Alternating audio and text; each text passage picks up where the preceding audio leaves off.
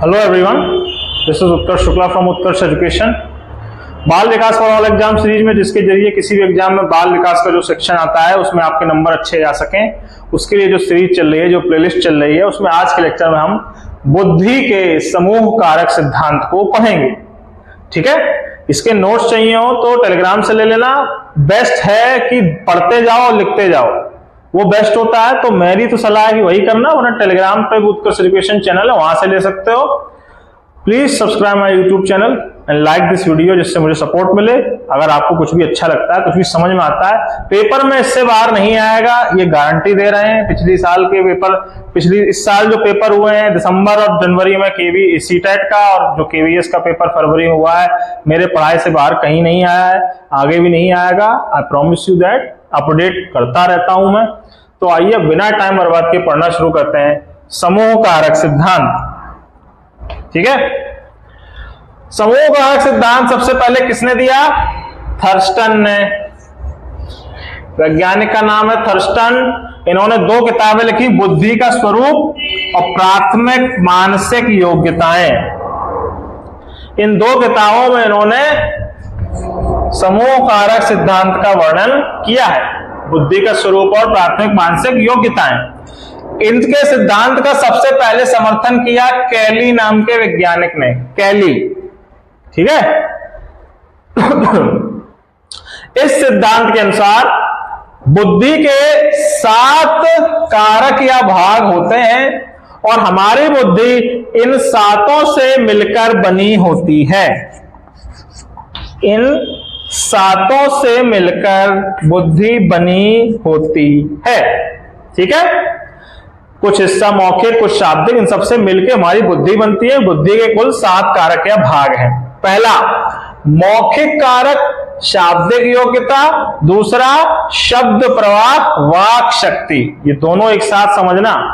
जब मैं मौखिक बोलूंगा तो बोलने से मतलब नहीं है मेरा। मौखिक कारक और शाब्दिक योग्यता का अर्थ है कि कुछ भी तुमसे बोला जाए तो तुम समझ पाए या नहीं। आपसे अगर बोला गया कुछ, जैसे मैं पढ़ा रहा हूं, तुम समझ पाए या नहीं, तो इसका अर्थ है कि तुम्हारा मौखिक कारक अच्छा है। तुम जब बोलोगे तो वो आएगा शब्द प्रवाह में, वाक शक्ति में। हम बोलेंगे तो वो शब्द प्रवाह में, हम सुनेंगे तो मौखिक कारक में। बहुत कंफ्यूजन होती है लोगों को, याद रखना, पेपर में गलत मत करके आना।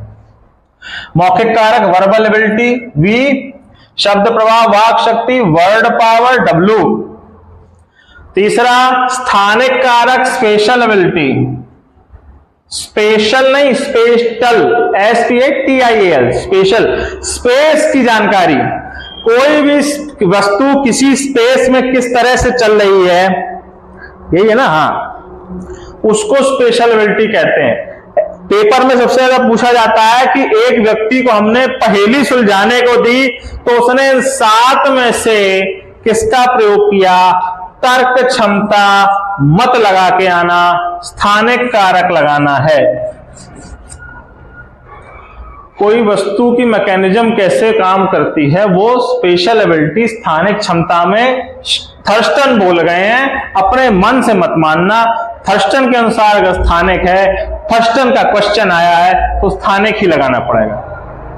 चौथा संख्यात्मक कारक, आंकिक क्षमता, गणित कितनी अच्छी है उसकी, सीधी बात। गुणा भाग जोड़ घटाना कितना अच्छा कर लेता है, N।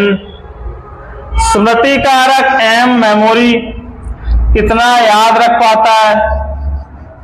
मेरा जैसे स्मृति कारक बहुत खराब है पर्सनली, और मेरी तर्क क्षमता उसकी अच्छे से व्यवस्था कर देती है। कोई भी घटना किस वजह से होती है अगर तुम उसको समझ पाओ, घटना वस्तु नहीं, वस्तु स्थानिक में आएगी, घटना तर्क क्षमता में आएगी।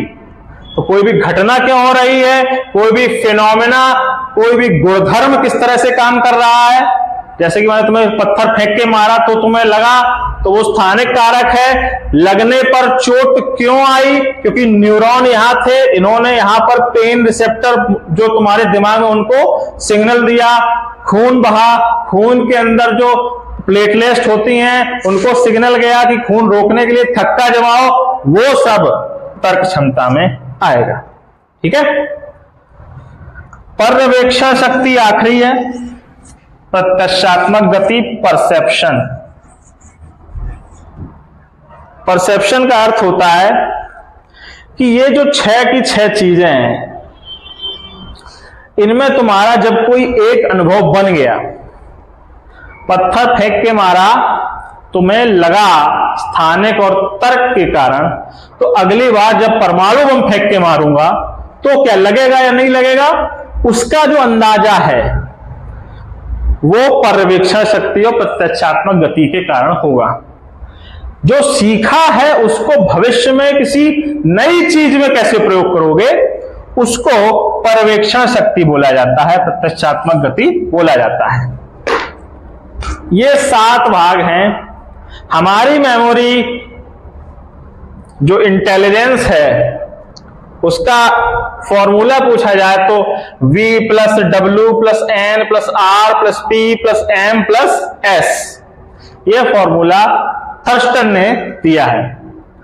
इस तरह से छोटे से लेक्चर में थर्स्टन के समूह कारक सिद्धांत से संबंधित जो पेपर में आने वाली महत्वपूर्ण बातें हैं वो आपको समझाई गई। Please note all of it on your own. किसी के नोट्स के चक्कर में मत पड़ो, खुद लिखोगे अच्छा रहेगा। मेरे भी नोट ले सकते हो, किसी भी और के भी नोट्स ले सकते हो। लेट्स लर्न और सचिन एकेडमी के तो बेस्ट हैं ही। ठीक है, थैंक यू वेरी मच। जय हिंद। Please support my channel.